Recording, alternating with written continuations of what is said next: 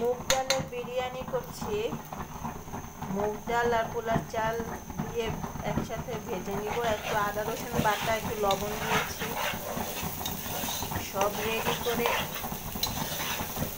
আমি একটু ভেজে নিচ্ছি।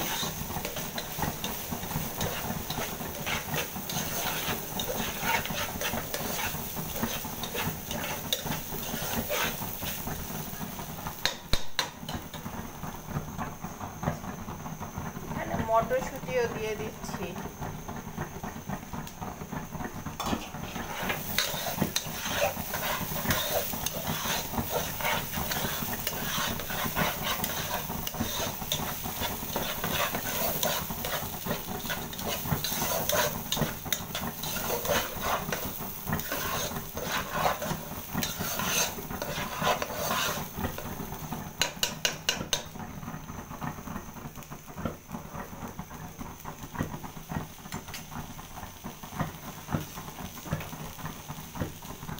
তো আমি এখানে 4 পট চাল নিয়েছি আর মুগ ডাল নিয়েছি আধা পট।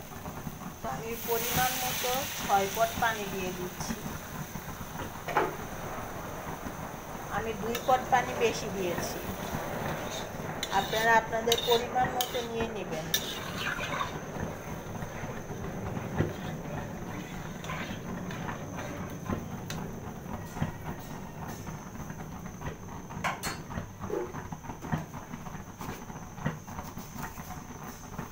সাথে একটু চিনি দিয়ে দিচ্ছি, অল্প একটু, হাফ চা চামচ।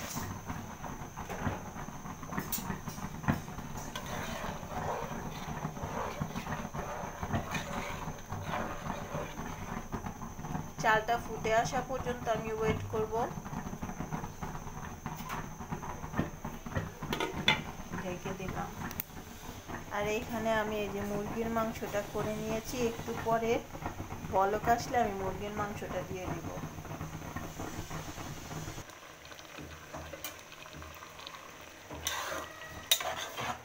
আমার পোলাওটা আধা সেদ্ধ হয়ে গিয়েছে। অনেক সুন্দর একটা স্মেল আসছে, এটা আমি পাচ্ছি। মুগ ডাল সহ তো একটা সুন্দর স্মেল আসছে। তো আমি মাংসটা দিয়ে দিচ্ছি।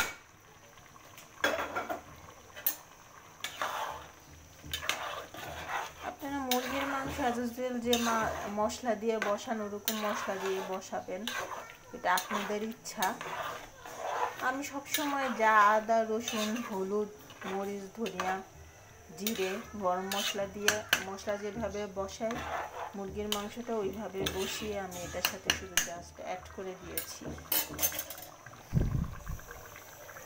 চুলার আঁচটা বাড়িয়ে দিয়েছি, আমার পানিটা হয়তো বা একটু বেশি হয়ে গিয়েছে তাই। তো আমার পানিটা শুকিয়ে গিয়েছে, আমি নেড়ে ঢেকে দিয়েছি। তো হতে থাকুক ভাপে ভাপে।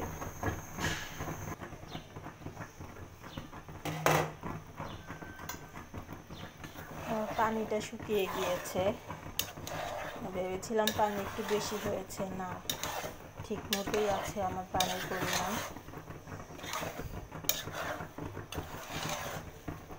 তো এই তো হয়ে গেল আমার মুগ ডালের বিরিয়ানি, খিচুড়ি, যে যেটা বলেন ওইটাই।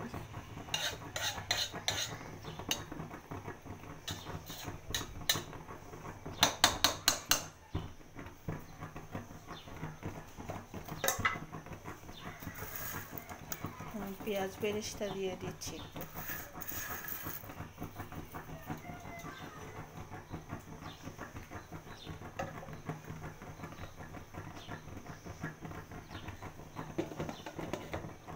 ঢেকে দিচ্ছি। তো সবাইকে আল্লাহ হাফেজ।